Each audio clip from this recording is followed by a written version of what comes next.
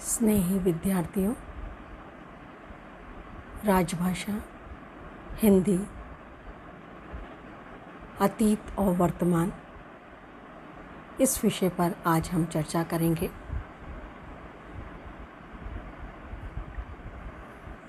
संविधान सभा ने 14 सितंबर 1949 को भारतीय संघ की राजभाषा के रूप में हिंदी को स्वीकार किया। आज भारत की राजभाषा हिंदी है।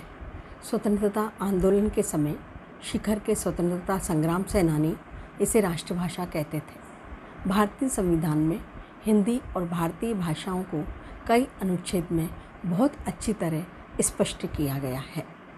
अनुच्छेद 343 में कहा गया है, संघ की राजभाषा हिंदी और लिपि देवनागरी होगी। अनुच्छेद 343 के बाद 344, 345, 346, 347, 348, 349, 350 तथा 351 में राजभाषा के विकास, प्रादेशिक भाषाएं, न्यायालयों की भाषा आयोग का गठन आदि के लिए विस्तारपूर्वक प्रावधान है। अनुच्छेद 351 में हिंदी के विकास और स्वरूप के संबंध में बहुत सी महत्वपूर्ण बात कही गई है। इसमें कहा गया है कि संघ का ये कर्तव्य होगा कि वो हिंदी भाषा का प्रसार बढ़ाए, उसका प्रयोग करे, ताकि भारत की सामाजिक संस्कृति के सभी तत्वों की अभिव्यक्ति का माध्यम बन सके और उसकी प्रकृति में हस्तक्षेप किए बिना हिंदुस्तानी और 8वीं अनुसूची में वे निर्दिष्ट भारत की अन्य भाषाओं के प्रयुक्त रूप, शैली और पदों को आत्मसात करते हुए जहाँ आवश्यक या वांछनीय हो वहाँ उसके शब्द भंडार के लिए मुख्यतः संस्कृत से और गौणतः अन्य भाषाओं से शब्द ग्रहण करते हुए उसकी समृद्धि सुनिश्चित करें। संविधान लागू होने के पश्चात उक्त नियमों के अनुसार कार्यवाही की गई। राजभाषा के विकास की दिशा में सुनियोजित प्रयास हुए। विकास की गति धीमी रही। भारतीय संविधान ने हिंदी को राजभाषा बनाया। हिंदी ने अनेक क्षेत्रों में प्रगति की, लेकिन राजभाषा की दृष्टि से पिछड़ी रही। हिंदी भाषी प्रदेशों में भी उच्च स्तर पर सरकारी कामकाज अंग्रेजी में ही होता रहा, आज भी हो रहा है। एक हिंदी भाषी क्षेत्र से दूसरे हिंदी भाषी क्षेत्र में पत्राचार की भाषा कुछ अपवादों को छोड़कर अंग्रेजी बनी हुई है। हिंदी भाषी क्षेत्र के विश्वविद्यालयों द्वारा भी दूसरे विश्वविद्यालयों को पत्र आज भी अंग्रेजी में लिखे जा रहे हैं। भारत सरकार के कार्यालयों द्वारा भी क वर्ग के प्रांतों में अंग्रेजी में ही पत्र आते हैं। मूल पत्र का आज भी अंग्रेजी में प्रारूप तैयार करने के बाद अनुदित पत्र भेज दिए जाते हैं। अकादमिक परिषद, सिंडिकेट, शोध परिषद, कार्य परिषद की कार्यसूची से लेकर कार्यवाही रपट तक प्राय अंग्रेजी में ही लिखी जाती है। जहाँ पर समस्त सरकारी प्रक्रिया हिंदी में पूरी की जाती है, वहाँ अनेक हिंदी भाषी हिंदी न जानने का ढोंग करते हुए अंग्रेजी में बोलने तथा लिखने की मांग करने लगते हैं। विश्वविद्यालयों में जब कोई पत्र या किसी प्रकार का प्रतिवेदन अंग्रेजी में आता है तो उसके हिंदी अनुवाद की जिम्मेदारी हिंदी शिक्षकों को दी जाती है। अंग्रेजी के शिक्षक न तो अंग्रेजी पत्रों का हिंदी अनुवाद करते हैं, न ही हिंदी पत्रों का अंग्रेजी। भारत सरकार के कार्यालयों, बैंकों तथा रेलवे जैसे अनेक विभागों में हिंदी अधिकारियों तथा अनुवादकों की नियुक्तियाँ हुई हैं। केंद्रीय विश्वविद्यालयों में हिंदी प्रभाग के माध्यम से कार्य किया जा रहा है। सभी मंत्रालयों में हिंदी सलाहकार समितियां हैं। उनके द्वारा सुझाए गए विषयों को ध्यान में रखकर अनुपालन की प्रवृत्ति बढ़ी है। संविधान के अनुच्छेद 343(2) में प्रावधान है कि संविधान लागू होने के 15 वर्ष बाद तक अंग्रेजी भाषा का प्रयोग सरकारी कामकाज हेतु होता रहेगा। उसके पश्चात सरकारी प्रयोजनों में अंग्रेजी को हटाकर हिंदी का ही प्रयोग किया जाना अपेक्षित था। 1956 में राजभाषा आयोग स्थापित किया गया।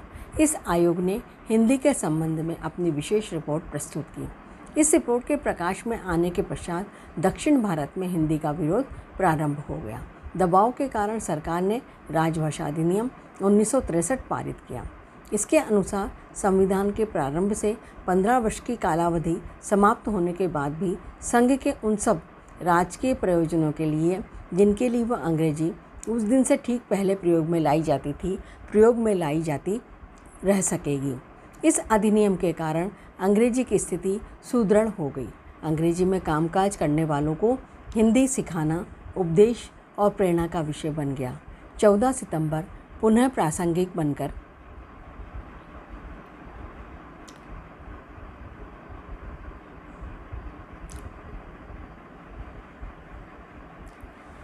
14 सितंबर पुनः प्रासंगिक बनकर उभर गया। हिंदी दिवस न केवल हिंदी अपितु भारतीय भाषाओं के लिए प्रेरणा दिवस के रूप में उभर कर आया। भारतीय भाषाओं की सुरक्षा और संरक्षण का भाव गहरा होता चला गया। भारतीय संविधान की 8वीं अनुसूची में संविधान लागू होते समय 14 भाषाएं थीं। आज उनकी कुल संख्या 22 है। इनमें अधिकांश भाषाएं अलग अलग प्रांतों की हैं। संस्कृत, उर्दू, नेपाली तथा सिंधी के लिए कोई एक प्रदेश नहीं है। भाषाओं को 8वीं अनुसूची में जोड़ने के लिए भारत सरकार पर दबाव पड़ा है। लगभग 95 भाषाएं ऐसी हैं जो 8वीं अनुसूची से जुड़ना चाहती हैं। उसके सुपरिणाम चाहे जो भी हों, दुष्परिणाम दिखने लगे हैं। राजस्थानी की मांग वर्षों से बनी हुई है। राजस्थानी की 70 से अधिक बोलियां हैं। हिंदी में राजस्थान की 4 प्रमुख बोलियों का पठन पाठन होता है। इसमें ब्रजभाषा और हाड़ौती शामिल नहीं है। भोजपुरी को 8वीं अनुसूची में शामिल करने की मांग जोर पकड़ रही है। राजस्थानी और भोजपुरी इन दोनों भाषाओं को बोलने वालों की संख्या 25 करोड़ के आसपास है। मैथिली के 8वीं अनुसूची में सम्मिलित होने के पश्चात भोजपुरी की मांग तीव्र हुई है। भोजपुरी क्षेत्र के ही प्रथम राष्ट्रपति महामहिम डॉक्टर राजेंद्र प्रसाद थे। प्रधानमंत्री श्री लाल बहादुर शास्त्री तथा श्री चंद्रशेखर जी थे। ये तीनों राजनेता ठेठ भोजपुरी का प्रयोग करने वाले थे। हिंदी के आधुनिक साहित्य के अधिकांश बड़े साहित्यकार भोजपुरी भाषा ही थे और वे इन साहित्यकारों ने 8वीं अनुसूची के लिए कोई मांग नहीं उठाई। भोजपुरी में लिखा भी नहीं। कुछ लेखकों ने अवश्य लेखन कार्य भोजपुरी में किया है। भोजपुरी क्षेत्र के बड़े राजनेताओं के मन में हिंदी की चिंता रही होगी, इसीलिए उन लोगों ने भोजपुरी को 8वीं अनुसूची में शामिल नहीं किया होगा। इस समय भोजपुरी में बहुत बड़ी मात्रा में गुणात्मक लेखन हो रहा है। दूसरी तरफ मैथिली और भोजपुरी की खाई गहरी और चौड़ी होती जा रही है। कुछ लोगों ने अलग से मैथिल प्रदेश की मांग भी शुरू कर दी है। एक ही प्रदेश में 8वीं अनुसूची की कई भाषाएं साथ साथ नहीं चल सकती। इसका परिणाम प्रांतों के विभाजन के रूप में होने वाला है। पंडित मदन मोहन मालवीय और महात्मा गांधी जैसे हिंदी के पक्षधर नेता ये जानते थे कि अंग्रेजी के समानांतर कोई भाषा खड़ी हो सकती है तो वह हिंदी ही है। हिंदी के विस्तार और प्रभाव का अर्थ अन्य भाषाओं की समृद्धि के साथ समझौता नहीं है। हिंदी भाषी प्रत्येक व्यक्ति की कोई न कोई अपनी बोली है जिसका प्रयोग वो अपने गांव, घर और दैनंदिन प्रयोग में करता है। पिछले लगभग 200 वर्षों में खड़ी बोली हिंदी ने अपनी बोलियों सहित प्रादेशिक भाषाओं से शब्द ग्रहण कर अपने सामर्थ्य को अखिल भारतीय स्वरूप प्रदान किया है। आज हिंदी किसी न किसी रूप में भारत के बाहर विश्व के 200 से अधिक विश्वविद्यालयों में पढ़ाई जा रही है। संयुक्त राष्ट्र संघ की भाषा के रूप में हिंदी को स्वीकार्यता प्राप्त हुई है। सबसे पहले श्री अटल बिहारी वाजपेयी ने संयुक्त राष्ट्र संघ में हिंदी में भाषण दिया था। वर्तमान प्रधानमंत्री नरेंद्र मोदी जी ने कई भाषण संयुक्त राष्ट्र संघ में हिंदी में दिए और इस कारण हिंदी की वैश्विक स्वीकार्यता बढ़ी है।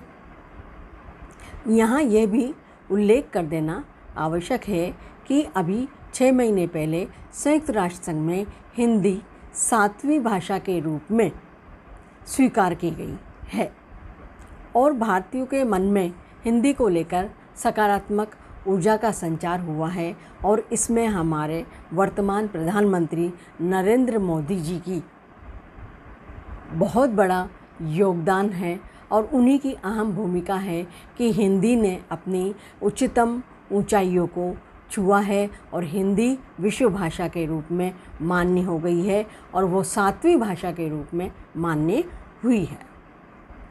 अब प्राय सभी मंत्रालयों की बैठकें हिंदी में होती हैं। मंत्री स्वयं हिंदी में बैठकें लेते हैं। दक्षिण भारतीय मंत्रियों के संवाद भी आज हिंदी में सुने जा सकते हैं, लेकिन लेखन का कार्य अभी भी अंग्रेजी में हो रहा है। हिंदी को राजभाषा के रूप में प्रतिष्ठित करने के लिए जो प्रयास संविधान लागू होने के 15 वर्षों के भीतर होने चाहिए थे वो नहीं हुए। दक्षिण में विरोध के बाद आंखें खुली। दक्षिण में विरोध का कारण केवल हिंदी भाषा का उत्तर भारत का होना नहीं था, उनके मन का संशय भी था। सरकारी स्तर पर तीव्र गति से हिंदी में कार्य साधक ज्ञान के लिए जो प्रशिक्षण होना चाहिए था वो नहीं कराया गया। उन्हें लगा कि पूर्ण रूप से हिंदी के लागू हो जाने से कार्यालयी स्तर पर वे लोग अक्षम और असमर्थ हो जाएंगे। हिंदी क्षेत्र के विद्वान जनसंख्या के बल पर ऊंची बातें कर रहे थे या साहित्य के पठन पाठन की चर्चा। कार्यालयी हिंदी की सर्वाधिक चिंता श्री मोटरू सत्यनारायण जी को थी। वे महात्मा गांधी जी के अनुयायी थे। उनका जन्म 2 फरवरी 1902 ईस्वी को आंध्र प्रदेश के कृष्णा जिले के दोंडपाडू गांव में हुआ था। 1921 में वे हिंदी प्रचार के साथ जुड़े। हिंदी प्रचार के लिए मद्रास गए। 1938 से 1960 तक दक्षिण भारत हिंदी प्रचार सभा के प्रधान सचिव के रूप में कार्य किया। 1936 से 1938 ईस्वी तक राष्ट्रभाषा प्रसार समिति वर्धा के सचिव रहे। 1966 ईस्वी तक 2 बार राज्यसभा के मनोनीत सदस्य रहे। श्री मोटू सत्यनारायण हिंदी के महत्व के साथ ही प्रचार प्रसार की दिशा और गति से भी सुपरिचित थे। केंद्रीय हिंदी शिक्षण मंडल की स्थापना हुई तो वे 1960 से 62 तक तथा पुनः 1931 से 1979 तक उसके अध्यक्ष रहे। केंद्रीय हिंदी संस्थान की स्थापना कर हिंदी के विकास की दिशा में उन्होंने बहुत बड़ा योगदान किया। दक्षिण भारत में हिंदी के विरोध को उन्होंने नज़दीक से देखा और महसूस किया कि सामान्य जन के साथ ही सरकारी कर्मचारियों और अधिकारियों के लिए प्रयोजनमूलक हिंदी आवश्यक है। इस संदर्भ में मोटू सत्यनारायण ने जो कार्य किया वो किसी भी हिंदी भाषी विद्वान ने नहीं किया। हिंदी भाषियों को इस प्रकार की तकनीक सूझ भी नहीं। पंडित मदन मोहन मालवीय, महात्मा गांधी और राजर्षि पुरुषोत्तम दास टंडन ने स्वतंत्रता पूर्व हिंदी की जो अलग जगाई उसे व्यावहारिक धरातल पर स्थापित करने के लिए संविधान सभा से लेकर जीवन पर्यंत प्रयास किए गए, वो सत्यनारायण जी ने ही किए। इसकी चर्चा इसलिए भी आवश्यक है कि हिंदी सप्ताह, हिंदी पखवाड़े और हिंदी मास में मोटू सत्यनारायण जी को याद नहीं किया जाता है। 27-28 अप्रैल 1974 को केंद्रीय हिंदी विश्वविद्यालय संस्थान के दिल्ली केंद्र पर प्रयोजनमूलक हिंदी से परिचित करवाने के लिए 1-2 दिवसीय संगोष्ठी की गई। तत्पश्चात कार्यशाला का आयोजन किया गया। इसके पश्चात संपादित रूप में केंद्रीय हिंदी संस्थान से अनेक पुस्तकें प्रकाशित हुई। मोटू सत्यनारायण जी के नेतृत्व में केंद्रीय हिंदी संस्थान की स्थापना केंद्रीय हिंदी शिक्षण मंडल के अंतर्गत अनुच्छेद 351 को ध्यान में रखकर की गई। स्वतंत्रता के 75 वर्ष बाद भी केवल एक संस्था के ऊपर अनुच्छेद 351 के अनुसार कार्य करने की बड़ी जिम्मेदारी है, जबकि इस अनुच्छेद में हिंदी और भारतीय संघ से अत्यधिक अपेक्षाएं हैं। अनेक अवसरों पर इस बात का उल्लेख किया जाता है कि हिंदी भारत की सामासिक संस्कृति के सभी तत्वों की अभिव्यक्ति का माध्यम बने। 8वीं अनुसूची में वीर निर्दिष्ट भारत की अन्य भाषाओं में प्रयुक्त रूप, शब्द और पदों को आत्मसात करे।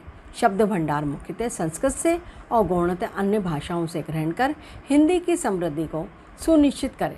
प्रश्न ये है कि इस पर कार्य किस प्रकार किया जाए। 8वीं अनुसूची के अनुरूप हिंदी में समृद्ध कोशों का अभाव है। हिंदी में अध्येता कोश नहीं है। समानांतर कोश बहुत बाद में बनकर आए हैं, इनकी संख्या भी कम है। अंग्रेजी के किसी विशेष शब्द के पर्यायवाची के रूप में हिंदी तथा भारतीय भाषाओं से शब्दों का चयन कोश से ही होगा। लगभग 1800 प्रतिष्ठित बोलियों के साथ हिंदी के समस्त कोश और अध्येता कोश होने चाहिए।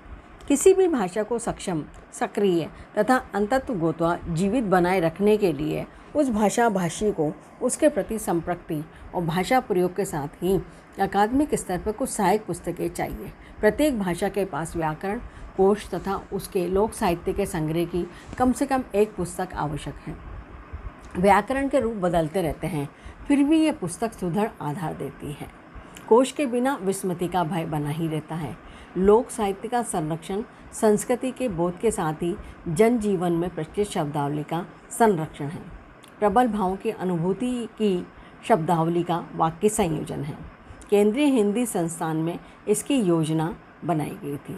अद्विता कोश तथा लोक साहित्य संरक्षण का कार्य 2015 के पहले प्रारंभ हुआ था। परिणाम तक कार्य नहीं पहुंच रहा था। अरुणाचल प्रदेश के केंद्रीय विश्वविद्यालय ईटानगर में रीडर और अध्यक्ष तथा प्रोफेसर अध्यक्ष रहते हुए प्रोफेसर नंदकिशोर पांडे जी ने 51 भाषाओं के अद्विता कोश निदेशक के रूप में तैयार करवाए और उन्हीं के प्रधान संपादक में केंद्रीय हिंदी संस्थान से 51 अद्विता कोश, 2 त्रिभाषा कोश प्रकाशित हैं और उन्हीं के संपादन में 3 विश्वकोश गणित, विज्ञान और भूगोल भी प्रकाशित हुए और 4 अभी प्रकाशाधीन हैं। राष्ट्रीय शिक्षा नीति 2020 मातृभाषा में शिक्षण की बात करती है। ये तभी संभव है जब प्रत्येक भाषा के पास समृद्ध कोश हो।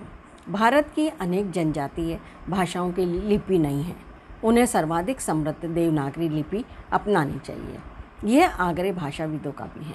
नई लिपि के बनाने से उस भाषा के प्रचार प्रसार की गति धीमी होगी तथा पाठकों को अनेक लिपियां सीखनी पड़ेंगी। संस्कृतनिष्ठ हिंदी को लेकर भी अनेक व्यक्तियों को आपत्ति होती है। भारत के भाषिक संदर्भ में विचार करें तो पाएंगे कि अनेक प्रांतों की भाषाएं संस्कृतनिष्ठ ही हैं।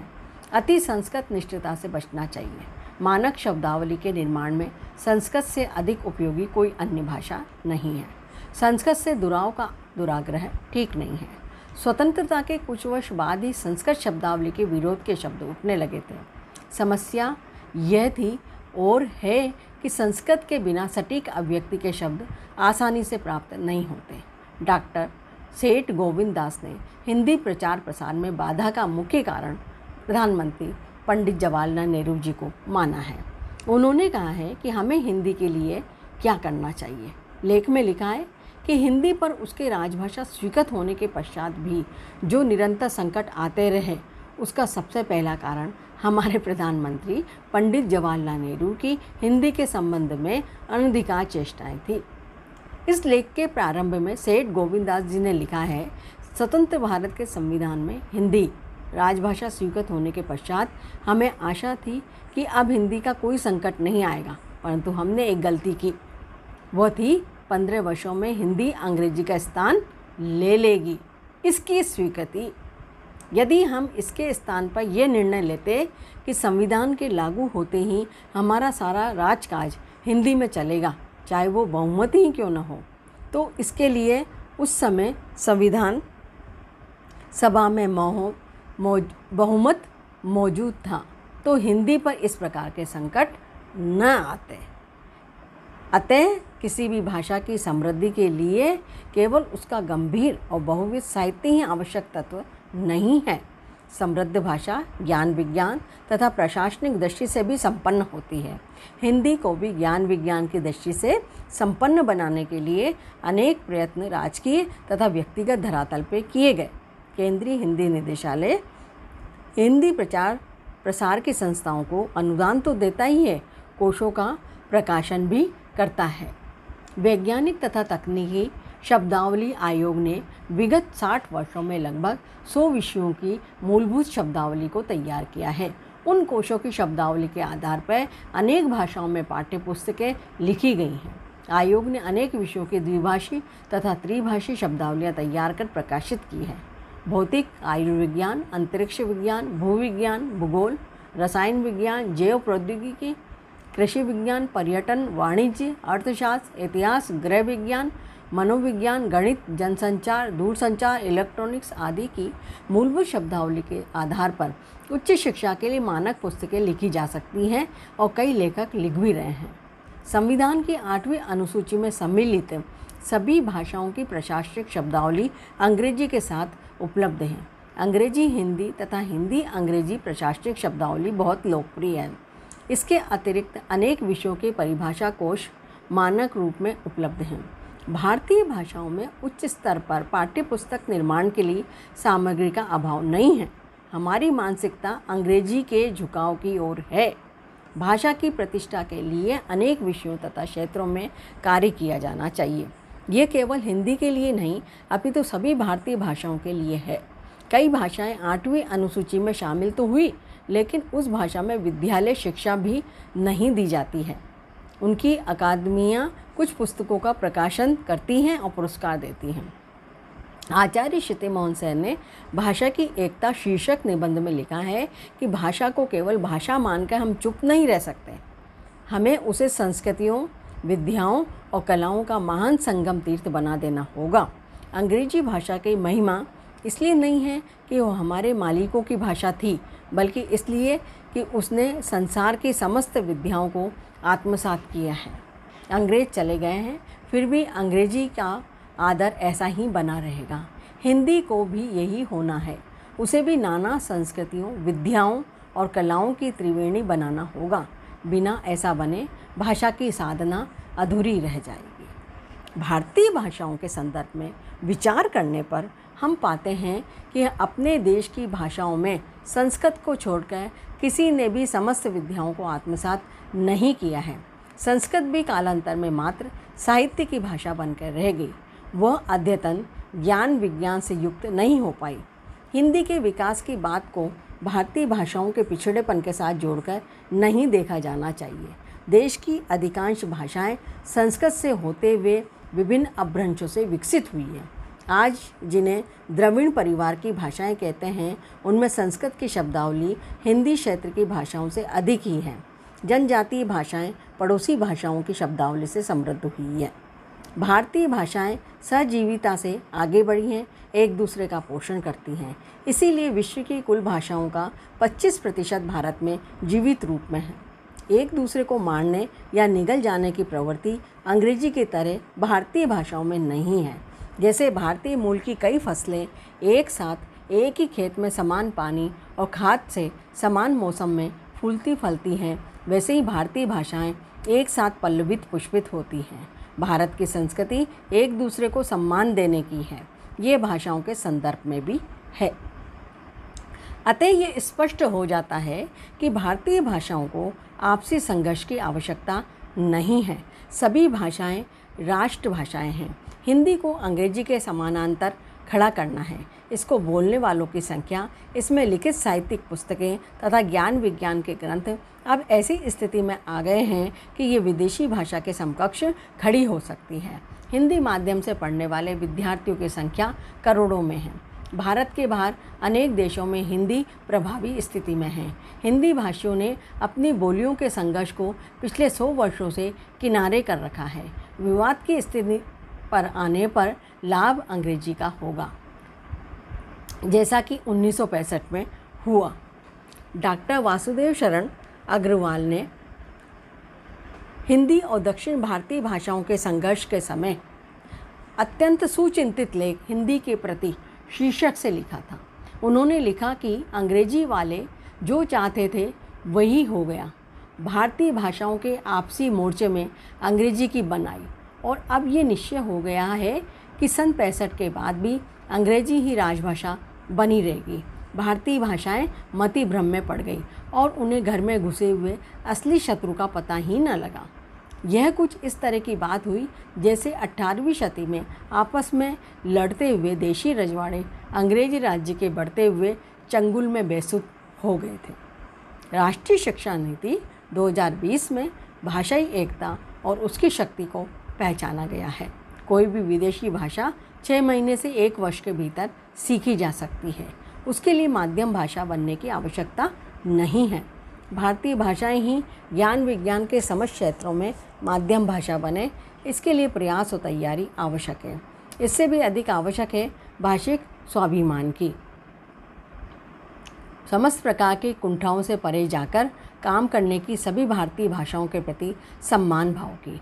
वर्तमान में अच्छी बात यह है कि भारत के माननीय प्रधानमंत्री श्री नरेंद्र मोदी जी हिंदी सहित भारतीय भाषाओं की प्रतिष्ठा के लिए वाणी और कर्म के साथ सक्रिय हैं और वो दिन बहुत नज़दीक है जब हिंदी सहित भारतीय भाषाएं अपनी पूरी सामर्थ्य के साथ खड़ी होकर भारत के प्रशस्त ललाट को और अधिक दीप्त करेंगी। साहित्य शिरोमणि महर्षि श्रीमती महादेवी वर्मा जी ने विश्व हिंदी का जो बौद्ध गीत कहकर सम्मानित किया, उन पंक्तियों को यहाँ दोहराना उचित समझती हूँ। कोटि कोटि कंठों की भाषा, जनगण की मुखरित अभिलाषा, हिंदी है पहचान हमारी, हिंदी हम सबकी परिभाषा। आज़ादी के दीप्त भाल की, बहुभाषी वसुधा विशाल की, सहृदयता के एक सूत्र में ये परिभाषा देश काल की। निज भाषा जो स्वाभिमान को, आम आदमी की जुबान को, मानव गरिमा के विहान को अर्थ दे रही संविधान को। हिंदी आज चाहती हमसे, हम सब निश्चल अंत स्थल से, सहज विनम्र अथक यत्नों से मांगे न्याय आज से कल से। कोटि कोटि कंठों की भाषा, जनगण की मुखरित अभिलाषा।